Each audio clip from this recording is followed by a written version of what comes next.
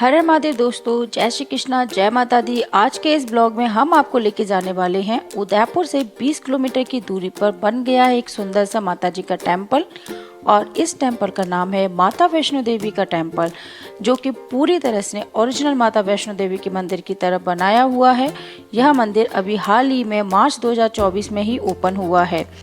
अगर आप उदयपुर से मंदिर जा रहे हैं तो आपको लेना होगा नाथद्वारा वाला हाईवे पर चलेंगे, आपको मिलेगी एक टनल को क्रॉस करते हुए आगे निकल जाना है। आगे जाके आपको एकलिंग जी महादेव का मंदिर का रास्ता मिलेगा। उस रास्ते पे आपको नहीं जाना है, आपको सीधे हाईवे पे चलते रहना है। और हाईवे पर चलते चलते सामने आपको एक अनंता हॉस्पिटल दिखेगा और हॉस्पिटल से सामने आपको मंदिर के दर्शन होने लग जाएंगे। जैसे ही आप मंदिर के सामने पहुंचेंगे, यहाँ बड़ी सारी पार्किंग आपको दिखेगी।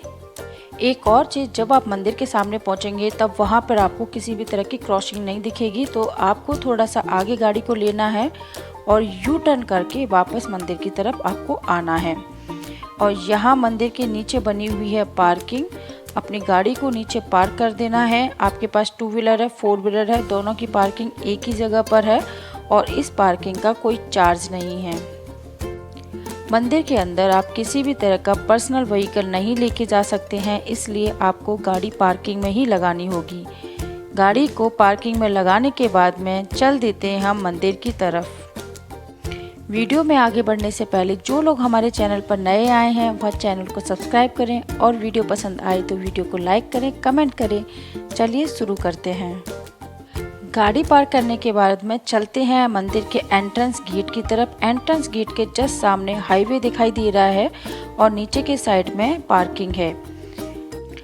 और अब हम आ गए हैं मंदिर के एंट्रेंस पर। एंट्रेंस गेट बहुत ही ज़्यादा सुंदर बनाया हुआ है, इसको रियलिस्टिक लुक दिया गया है। तो चलिए मंदिर के अंदर प्रवेश करते हैं। क्योंकि मंदिर के अंदर गाड़ी अलाउ नहीं है, इसलिए यहाँ पर आपको मिल जाएगा ऑटो, और ऑटो का प्राइस यहाँ पूरी तरह से फिक्स है। 20 रुपये पर हेड यहाँ ऑटो का प्राइस लगेगा। ये यहाँ पर 2 बिल्डिंग आपको दिखाई दे रही हैं। सामने दिखाई दे रहा है माता जी का मंदिर, और ये ऑटो की प्राइजेस भी यहाँ एक बोर्ड बना हुआ है, उस पर लिखी हुई हैं, आप यहाँ पर देख सकते हैं। 20 रुपये पर हेड यहाँ ऑटो का आपको किराया चार्ज करना है। सामने पहाड़ी पे आपको यह मंदिर दिख रहा है, जय माता दी यहाँ पर लिखा हुआ है। और नीचे 2 बिल्डिंग बनी हुई है और यहाँ पे ऑटो स्टैंड है। हम यहाँ से ऑटो लेंगे और भैया को पे करेंगे। भैया ने बहुत ही ज़्यादा सुंदर टी-शर्ट पहनी हुई है जय माता दी वाली। आपके पास में ऊपर जाने के लिए 2 ही ऑप्शन है, या तो आप पैदल जाइए या फिर आप ऑटो लीजिए। तो गर्मी बहुत तेज़ हो रही है, इसलिए हम अभी पैदल नहीं जा सकते हैं, हमने ले लिया है ऑटो। ऊपर का रास्ता बहुत ही ज़्यादा खूबसूरत है और यहाँ से जो व्यू देखने को मिल रहा है वो बहुत ही ज़्यादा मनमोहक है। आप जब यहाँ से मंदिर की तरफ ऊपर जाएंगे तो यह छोटा सा रास्ता आपको बहुत ही ज़्यादा सुंदर लगने वाला है। और अगर मौसम बहुत अच्छा है, बारिश हो रही है, तो इस रास्ते का आनंद कुछ और ही होगा। और एक टेरेस दिखाई देगा। जब हम मंदिर के दर्शन कर लेंगे उसके बाद में हम इन बिल्डिंग्स को आके भी घूमेंगे, क्योंकि यहाँ पर भी काफ़ी सारी चीज़ें बनी हुई हैं। तो चलिए चलते हैं, आगे बढ़ते रहते हैं और मंदिर की तरफ प्रस्थान करते हैं। बहुत ही ज़्यादा सुंदर व्यू है और बहुत ही ज़्यादा एडवेंचरस ये छोटी सी राइड है। यह मंदिर चारों तरफ से माउंटेन से घिरा हुआ है और यहाँ का जो व्यू है बहुत ही ज़्यादा मनमोहक है। तो आने वाला है हमारा स्टॉपेज, और ये देखिए हमारा स्टॉपेज लगभग आ गया है। ऑटो वाले भैया ने हमको यहाँ छोड़ दिया है। अब हम यहाँ से जाएंगे मंदिर की तरफ। एक बार इस मंदिर में आप आएंगे तो आपको मंदिर में बार बार आने का मन करेगा। और एक बात, इस मंदिर में किसी भी तरह का कोई प्राइस नहीं है, फ्री ऑफ कॉस्ट ये मंदिर विजिट है। बस आपको ऑटो का ही चार्ज करना है। सामने आपको दिख रही है रैंप, रैंप पर आपको थोड़ी दूर तक पैदल चलना है। पैदल चलने के बाद में आपको दो रास्ते दिखाई देंगे, एक रैंप का रास्ता होगा और एक सीढ़ियों वाला रास्ता होगा। तो जो रैंप वाला रास्ता है वो मंदिर की तरफ जाता है, मतलब एंट्रेंस गेट की तरफ जाता है, और जो सीढ़ियों वाला रास्ता है वो एग्जिट का है। और इस मंदिर के सामने बनी हुई है शू रैक, यहाँ पे आपको अपने जूते चप्पल खोल देने हैं। अब यहाँ देखिए, आपको दिख रही है सामने की साइड में रैंप और इसकी दूसरी साइड में आपको दिख रही है सीढ़ियाँ। तो आपको ये रैंप लेनी है क्योंकि यहाँ से आप अंदर की साइड में जाएंगे मंदिर की तरफ। तो चलिए फटाफट से मंदिर के एंट्रेंस पे चल देते हैं।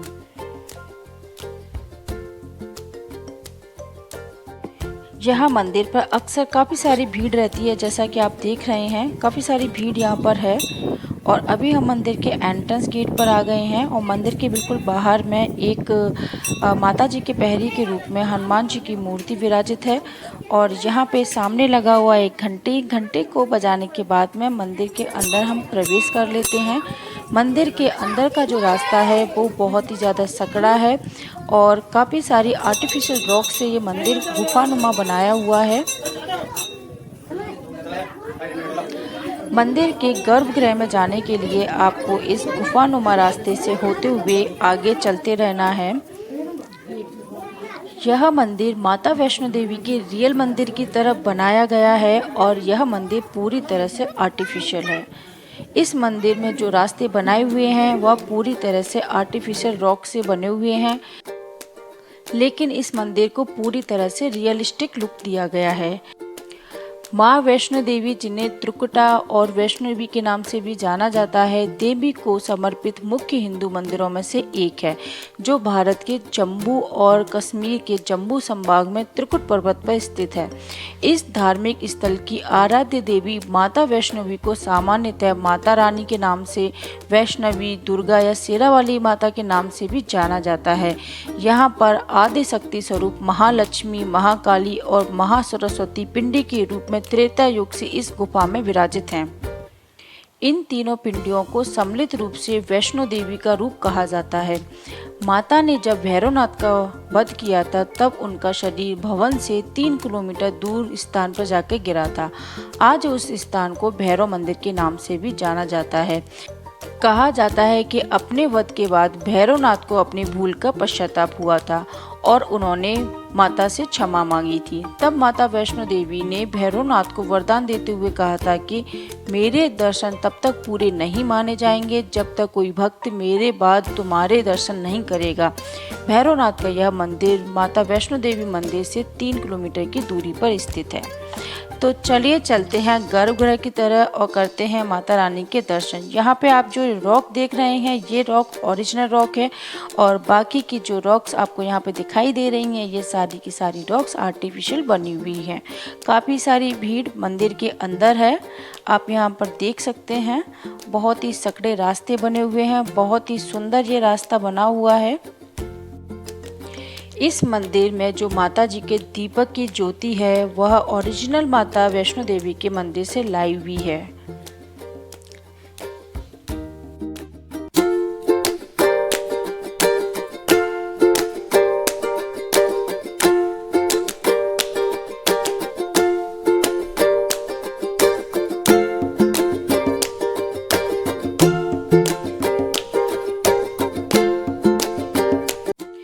फाइनली हम पहुंच चुके हैं माता जी के गर्भगृह में। गर्भगृह में हमने देखा कि यहाँ पे एक पुजारी जी हैं जो सभी को मोर पंख से झाड़ा लगा रहे हैं और दूसरे पुजारी हैं जो सबको प्रसाद देंगे। तो अभी हम कर लेते हैं माता जी के दर्शन। माता जी यहाँ 3 पिंडियों के रूप में विराजित हैं, जिनमें से एक पिंडी है महालक्ष्मी की, दूसरी पिंडी है महाकाली की और तीसरी पिंडी है महासरस्वती की। इन तीनों पिंडियों को सम्मिलित रूप से ही माता वैष्णो देवी कहा जाता है। तो यहाँ पे हमें बहुत अच्छे दर्शन हो गए हैं। यहाँ पे तीनों पिंडियाँ बिल्कुल उसी तरह से विराजित है जिस तरह से त्रिकुट पर्वत के ऊपर तीनों पिंडियाँ विराजित है। यहाँ पूरी कोशिश की गई है ओरिजिनल माता वैष्णो देवी मंदिर की तरह इस मंदिर को बनाने की। यहाँ आपको कटरा से लाई हुई माता जी की ज्योत के दर्शन होंगे। जम्मू स्थित मां वैष्णो देवी मंदिर की तरह ही इस मंदिर में 2 गुफाओं का निर्माण हुआ है।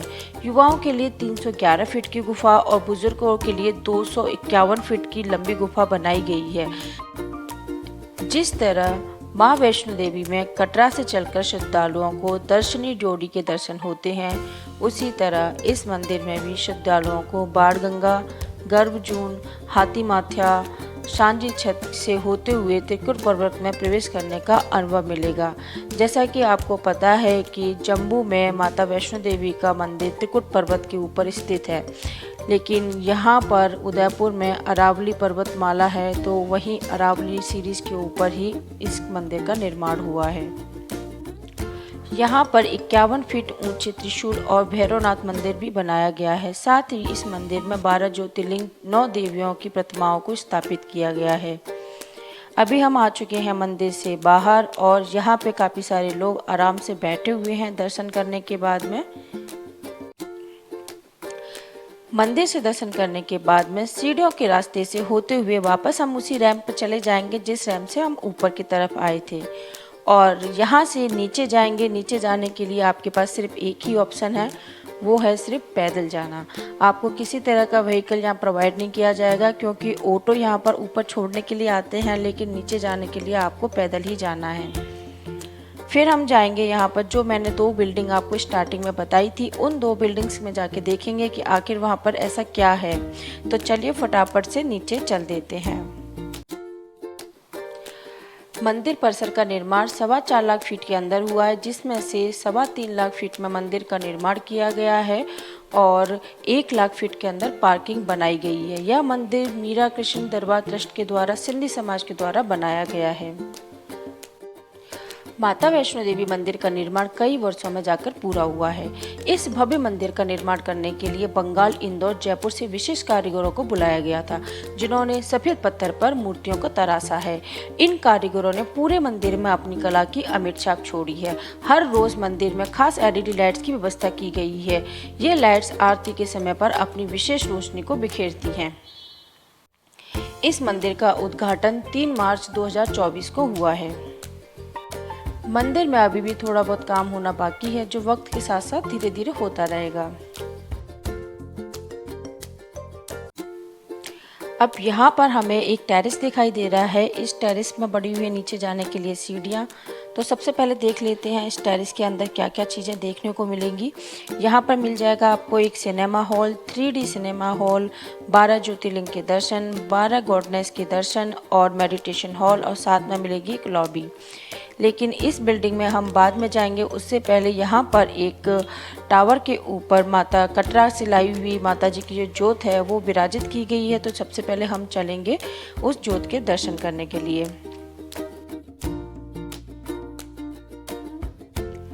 यहाँ से ऊपर की साइड में आप देखेंगे तो माता जी का मंदिर आपको दिखाई दे रहा है, और यहाँ से थोड़ा सा जब आगे बढ़ेंगे तो हमको एक टावर दिख जाता है, और इस टावर की जो हाइट है वो है 40 फीट की।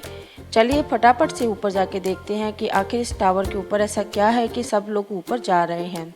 तो जल्दी जल्दी से हम देख लेते हैं। सबसे पहले हमें यहाँ दिखाई दिया कि लोग यहाँ पर सेल्फी खींच रहे हैं और फ़ोटो खींचने के लिए ऊपर आए हैं। लेकिन जैसे ही हम ऊपर पहुँचे तो वहाँ पे हमने जाके देखा कि काफ़ी बड़ा यहाँ पर दान पत्र लिखा हुआ है और एक काफ़ी बड़ा दीपक टाइप का बना हुआ है।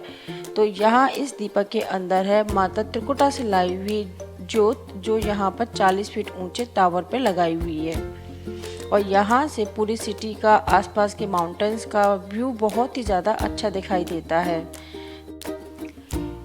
इसके दूसरे साइड में भी नीचे जाने के लिए सीढ़ियाँ बनी हुई हैं। इस सीढ़ियों से आप होते हुए सीधे रैंप को पकड़ लेंगे और जो अपना एंट्रेंस गेट था जहाँ से हम वापस आए थे वो आपको दिख जाएगा। अब यहाँ पे हम माता जी के दीपक की ज्योति के दर्शन कर लेते हैं, और उसके बाद में हम उन्हीं सीढ़ियों से होते हुए वापस जाएंगे जिन सीढ़ियों से हम ऊपर आए थे, क्योंकि हमको वो 2 बिल्डिंग देखनी है जिनका मैं बार बार आपको बता रही हूँ। तो चलिए आ गए हम टेरेस के ऊपर, और टेरेस के सामने है यहाँ पर सीढ़ियों से होते हुए हम आ जाते हैं नीचे, और देखते हैं नीचे ऐसा क्या है जो सभी लोग यहाँ पर भागे चले आ रहे हैं। तो जैसे ही हम सीढ़ियों से नीचे उतर के आए, सामने लिखा हुआ था सिनेमा हॉल। इस बिल्डिंग में 2 सिनेमा हॉल हैं। एक सिनेमा हॉल पूरी तरह से फ्री है और दूसरा है 12D। 12D के लिए आपको चार्ज करना पड़ेगा। चार्ज बहुत ही ज़्यादा नॉमिनल है और इसके अंदर बहुत ही ज़्यादा मज़ा आपको आने वाला है, क्योंकि यहाँ 12D में आपको गेमिंग दिखाई जाएगी और आपको बिल्कुल रियलिस्टिक व्यू जैसा लगेगा। तो चलिए चलते हैं फटाफट से 12D की हम टिकट ले लेते हैं और अंदर जाके देखते हैं कि अंदर ऐसा क्या बना हुआ है, किस तरह से ये सिनेमा हॉल बना हुआ है। तो हम आ चुके हैं काउंटर पर। यहाँ पर टिकट का प्राइस लिखा हुआ है 60 और टिकट काउंटर पर भैया बैठे हुए हैं, उनसे हमने ले ली है टिकट और हमने यहाँ पे फ़ोन पे से पेमेंट भी कर दिया है। और बहुत ही बड़ा यहाँ पे एक फ़ैन लगा हुआ है और टिकट्स लेने के बाद चलते हैं फटाफट से अंदर।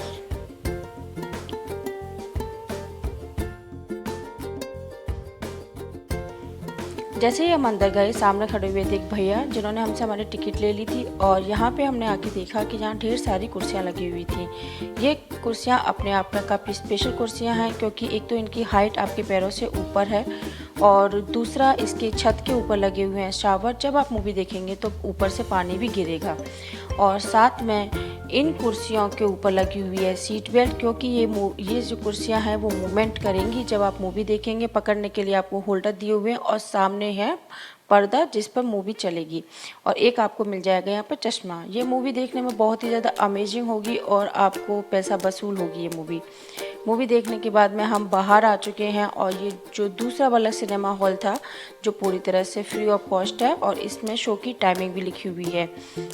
तो अंदर जाके देखते हैं अंदर किस तरह का सिनेमा हॉल बना हुआ है। तो यहाँ हम अंदर गए और अंदर जाके हम यहाँ देख रहे हैं कि मूवी यहाँ पर चल रही है और ऑडियंस यहाँ बैठी हुई है, क्योंकि हमारे पास इतना टाइम नहीं है कि हम बैठ के मूवी देख सकें। हम सिर्फ आपको यहाँ पर दिखाने के लिए लेके आए हैं। ये वाला सिनेमा हॉल आपके लिए पूरी तरह से फ्री ऑफ कॉस्ट है। वापस से हम उसी टेरेस पर आ चुके हैं और यहाँ से हम जाएंगे दूसरी वाली बिल्डिंग में और उसके लिए हमें वापस से वही सीढ़ियाँ लेनी पड़ेंगी। ये दूसरी सीढ़ी है और ये नीचे हमको लेके जाएंगी और यहाँ पे लिखा हुआ है जूते चप्पल बाहर अंदर उतारें। तो हम अंदर जूते चप्पल पहन के चले गए और यहाँ पे हमने देखा कि यहाँ 12 ज्योतिर्लिंग और 9 देवी के दर्शन हो रहे हैं और यहाँ पे भी शूरक बनी हुई है और वो सामने हम शूरक उतार के माता जी के और भोलेनाथ जी के दर्शन करेंगे। तो एक एक करके हम सभी ज्योतिर्लिंग के दर्शन करेंगे। यहाँ पर हमारी इंडिया के अंदर जो 12 ज्योतिर्लिंग है, सभी 12 ज्योतिर्लिंग एक साथ एक जगह पर विराजित किए गए हैं। तो आपके घर में छोटे छोटे बच्चे हैं उनको यहाँ पर ज़रूर लेके आना, क्योंकि यहाँ आपके बच्चों को धार्मिक आस्था से जोड़ने का बहुत ही अच्छा मौका मिलेगा। सभी ज्योतिर्लिंग की जो शिवलिंग है वो पूरी तरह से एक्चुअल ज्योतिर्लिंग है, उसी तरह से बनाए हुए हैं, वही स्वरूप उनको दिया हुआ है। इन ज्योतिर्लिंग पर आप जल अर्पित कर सकते हैं, साथ में आप दूध से अभिषेक भी कर सकते हैं, क्योंकि हर ज्योतिर्लिंग पर एक ड्रेनेज हॉल बनाया हुआ है, तो पानी के लिए रुकने के लिए कोई प्रॉब्लम नहीं होगी। सोमनाथ ज्योतिर्लिंग, मल्लिकार्जुन ज्योतिर्लिंग, महाकालेश्वर, ओमकारेश्वर, बैद्यनाथ ज्योतिर्लिंग, भीमाशंकर ज्योतिर्लिंग, रामेश्वरम, नागेश्वरम, विश्वनाथ, त्र्यंबकेश्वर, केदारनाथ और कृष्णेश्वर ज्योतिर्लिंग यहाँ पर विराजित हैं और इन सभी ज्योतिर्लिंग जिस स्टेट में भी हैं उनका नाम भी इनके नीचे लिखा हुआ है। तो सभी ज्योतिर्लिंग के दर्शन करने के बाद में हम करेंगे माता जी के दर्शन। यहाँ पर सभी श्रद्धा भाव से जल अर्पित कर रहे हैं और सामने इनके बने हुए हैं नंदी जी। 12 ज्योतिर्लिंग के बीच में एक नंदी जी बिठाए हुए हैं जो बिल्कुल इनके सामने महादेव जी की तरफ मुंह करते हुए हैं। नंदी जी कैलाश पर्वत के द्वारपाल हैं, साथ में ये भगवान शिव के वाहन भी हैं। नंदी जी को शक्ति, संपदा और कर्मठता का प्रतीक माना गया है। अब आ चुके हैं हम 9 देवी के दर्शन करने के लिए। यहाँ एक एक करके सभी मूर्तियों के दर्शन करेंगे, क्योंकि यहाँ पर काफ़ी भव्य मूर्तियाँ बनाई हुई हैं। पहली माता जी का नाम है शैलपुत्री, दूसरी माता जी का नाम है माता ब्रह्मचारिणी, तीसरी माता जी हैं चंद्रघंटा, चौथी माता जी हैं कुष्मांडा माता और पांचवी माता हैं स्कंद माता, छठी माता जी का नाम है कात्यायनी माता और सातवीं माता जी का नाम है कालरात्रि माता और आठवीं माता जी का नाम है महागौरी और नौवीं माता जी का नाम है सिद्धिदायत्री। तो यहाँ पर सभी माता जी की बहुत ही भव्य प्रतिमा बनाई हुई है, आप यहाँ पर देख सकते हैं और दर्शन का लुत्फ उठा सकते हैं। यहाँ पे 12 ज्योतिर्लिंग और 9 माताजियों के एक साथ में दर्शन हो जाते हैं, तो आपको यहाँ पर एक साथ में बहुत सारा ज्ञान प्राप्त हो जाता है, साथ में आपका मन आनंद से भर जाता है। माताजी के दर्शन करने के बाद में हम चल देंगे इस हॉल से बाहर और देखेंगे आखिर इस हॉल के बाहर क्या है। बाहर आके हमें एक और हॉल दिखाई दिया जहाँ पर लिखा हुआ था माताजी का भंडारा। इस हॉल में निःशुल्क भंडारा हो रहा है। यहाँ पे सभी श्रद्धालुओं को निःशुल्क खाना उपलब्ध कराया जाएगा, जिसका किसी भी तरह का कोई चार्ज नहीं है। इस हॉल में सभी तरह की सुविधाएं उपलब्ध हैं, टॉयलेट्स बने हुए हैं, ठंडा पानी पीने की भी व्यवस्था है, साथ में यहाँ हाथ धोने के लिए वॉश बेसिन बने हुए हैं। खाना बनाने के लिए यहाँ पर किचन भी है। सभी तरह की व्यवस्थाएं इस हॉल के अंदर हो रही हैं। तो चलिए चलते हैं खाने की लाइन में जहाँ पर खाना मिल रहा है, देखते हैं किस तरह का खाना यहाँ पर मिलता है। खाने की लाइन में लगने के बाद हमें मिल गई थी एक प्लेट और सामने हमें किचन दिख रही थी जहाँ पे भंडारे का खाना बनाया जा रहा था। बहुत ही हाइजीन तरीके से खाना यहाँ पर बनाया जा रहा है और हमें प्लेट और चम्मच और खाना मिल चुका है। खाना खाने के बाद में खाली प्लेट को हमने बर्तन साफ करने के लिए दे दिया है। एक और बात, इस भंडारे में आप खाना छूटा नहीं छोड़ सकते हैं। अगर आप एक रोटी भी यहाँ पर छोड़ देते हैं तो यहाँ के कर्मचारी आपके पास आएंगे और आपको बोलेंगे कि खाना पूरा करके ही खाली प्लेट दें। मंदिर के दर्शन सुबह 9 बजे से रात्रि 9 बजे तक रहते हैं और भंडारा भी सुबह 9 बजे से रात्रि 9 बजे तक चलता है। इस मंदिर का निर्माण श्री मीरा किशन दरबार ट्रस्ट के द्वारा कराया गया है। आज के इस वीडियो की जानकारी आपको कैसी लगी कमेंट सेक्शन में ज़रूर बताएं और जो लोग हमारे चैनल पर नए आए हैं वो चैनल को सब्सक्राइब करें। हम इसी तरह की जानकारी वाली वीडियो लेके आते रहते हैं, इसलिए नोटिफिकेशन बटन को ऑन कर लें और हमारा नया वीडियो अपलोड होगा तो आपके पास में नोटिफिकेशन आ जाएगा और आप हमारा वीडियो देख पाएंगे। हर हर महादेव दोस्तों, जय श्री कृष्ण, जय माता दी। और अब हम चल देते हैं उदयपुर की तरह। तो गाड़ी में हम बैठ चुके हैं और अभी हम निकलेंगे उदयपुर की तरफ। वही हाईवे लेना है जिस हाईवे से हम आए थे। हर हर महादेव दोस्तों, बाय बाय।